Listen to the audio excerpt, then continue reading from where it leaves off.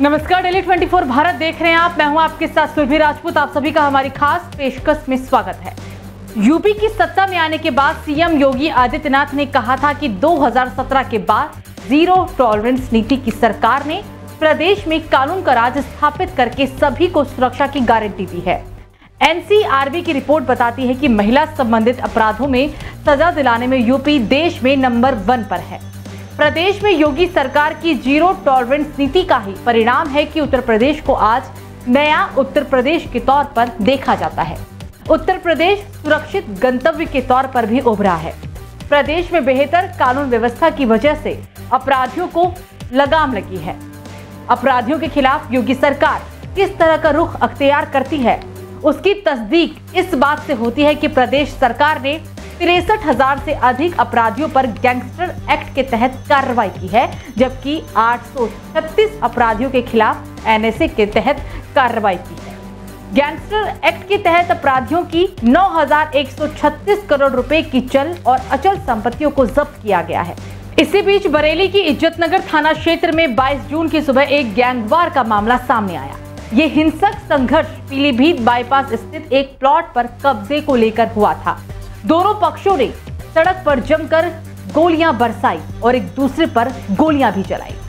इस घटना का वीडियो सोशल मीडिया पर खूब वायरल हुआ। इस गैंगवॉर में मुख्य आरोपी राजीव राणा थे, जिन्होंने अब अपने परिवार के साथ सरेंडर कर दिया है।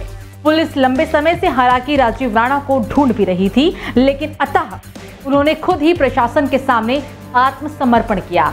राजीव राणा ने कहा कि प्रशासन एक तरफा कार्रवाई कर रहा है और वे बीजेपी के अंधभक्त हैं। उन्होंने कहा कि अंधभक्तों के साथ ऐसा ही होना चाहिए। इस दौरान उनकी पत्नी ने मीडिया के सामने रो रो कर इंसाफ की गुहार भी लगाई और कहा कि किसी ने उनकी बात नहीं सुनी। उन्होंने ये भी मांग की कि सीसीटीवी फुटेज से देखकर ही कार्रवाई की जाए। एनकाउंटर के खौफ में राणा का सरेंडर। बरेली गैंगवॉर के मुख्य आरोपी ने किया सरेंडर। गोलीकांड के बाद राजीव राणा था फरार।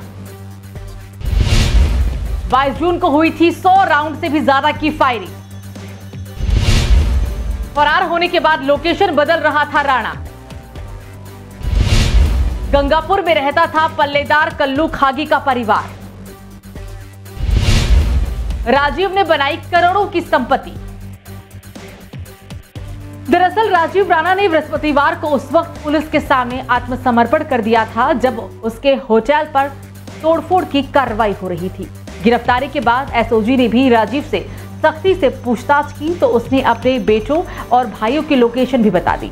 पुलिस ने रात ही में दबिश देकर अलग अलग जगह से 4 परिजनों को भी गिरफ्तार किया। सीओ तृतीया अनीता चौहान ने इंस्पेक्टर के साथ राजीव राणा को पुलिस हिरासत में इज्जतनगर थाने में भेजा, जहां से उसे जेल भेज दिया गया। कुल 25 लोग अभी तक इस मामले में गिरफ्तार हो चुके हैं। दूसरे पक्ष का आदित्य उपाध्याय और उसका बेटा अविरल पहले से ही जेल में बंद है। हालांकि इस हिंसा की चिंगारी लखनऊ तक गूंजी। उसके बाद शासन ने पूरे मामले का संज्ञान लिया। मामले में बरेली के एसएसपी ने थाना प्रभारी समेत 6 पुलिसकर्मियों को सस्पेंड तक कर दिया था।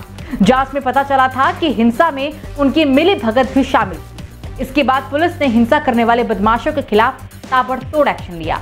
कलापुर नहर में पुलिस के साथ हुई मुठभेड़ में एक बदमाश को गोली लगी। ललित सक्सेना नामक बदमाश को पुलिस ने गिरफ्तार कर लिया। गोलीकांड में एसएसपी पर भी गाज गिर गई और उनको भी हटा दिया गया। दिनांक 22 को बजरंग ढाबा के पास थाना इज्जतनगर में हुई फायरिंग की घटना से ही रिलेटेड आज कुछ जगहों पर बीडीए टीम के द्वारा कार्रवाई की गई है। राजीव राणा का एक होटल स्टार सिटी को सील किया गया है, साथ ही एक होटल सीके वैली जिसमें इसके द्वारा बुलाए गए लोगों को रुकवाया गया था उसको सील किया गया है, तथा एक सामरिया लॉन जो कि आदित्य उपाध्याय का है लॉन एवं रेस्टोरेंट, उसको भी ध्वस्तीकरण की कार्रवाई बीडीए टीम के द्वारा की गई है, जो मानकों के विरुद्ध था, अवैध था। राजीव पर 5, बाकी पर 2 मुकदमे दर्ज। राजीव राणा के खिलाफ 5 मुकदमे दर्ज हैं। इनमें से 3 मामले पहले से ही दर्ज हैं, जबकि 2 मुकदमे इस घटनाक्रम के बाद लिखे गए हैं। इनमें एक पुलिस और दूसरा आदित्य गुट की ओर से लिखा गया है। राजीव के भाइयों, बेटों और दिनेश के नाम इसी घटना के दोनों मुकदमे में शामिल किए गए हैं। राजीव का भाई संजय राणा गोलीकांड का नामजद आरोपी है, लेकिन अभी भी वो फरार चल रहा है। चर्चा है कि पुलिस को उसके बारे में अहम सुराग भी हाथ लगे हैं और जल्द ही उसे भी पकड़ लिया जाएगा। प्रॉपर्टी के कारोबार से जुड़ा है पूरा कुनबा। राजीव राणा के बारे में बताया जाता है कि उसके बेटे और भाई समेत पूरा कुनबा प्रॉपर्टी के विवाद से जुड़ा हुआ है। ये लोग विवादित भूखंड औने पौने दाम में खरीद लेते हैं और बाद में अच्छे दाम में इसे बेच दिया करते हैं। राजीव के साथ परिवार के लोग मकान बनाकर बेचने का काम भी करते हैं। प्रॉपर्टी के कारोबार से परिवार ने अच्छी खासी संपत्ति अर्जित कर ली थी और अब पुलिस के रडार पर परिवार की संपत्ति आ गई है। रजिस्ट्रेड दफ्तर और तहसील से राजीव के परिवार वालों के नाम दर्ज संपत्ति की जानकारी लगातार जुटाई जा रही है। पुलिस गैंगस्टर के तहत राजीव और उसके परिजनों के नाम वाली संपत्ति को जब्त करने में जुटी हुई है। बहरहाल योगी सरकार अपराधियों पर लगाम भयमुक्त समाज के सिद्धांत पर चल रही है। यही वजह है कि अपराधियों और गुंडों के हौसले पूरी तरह से अब पस्त हो गए हैं। प्रदेश में अपराधियों द्वारा अवैध तरीके से अर्जित की गई 2827 करोड़ रुपए की अवैध संपत्ति को अभी तक जब्त किया गया है। साफ है कि योगी सरकार ने स्पष्ट संदेश दे दिया है कि वो अपराधियों के खिलाफ किसी भी तरह की कोई रियायत बरतने के मूड में नहीं है। फिलहाल अभी के खास पेशकश में मेरे साथ इतना ही। देखते रहिए Daily 24 भारत। नमस्कार।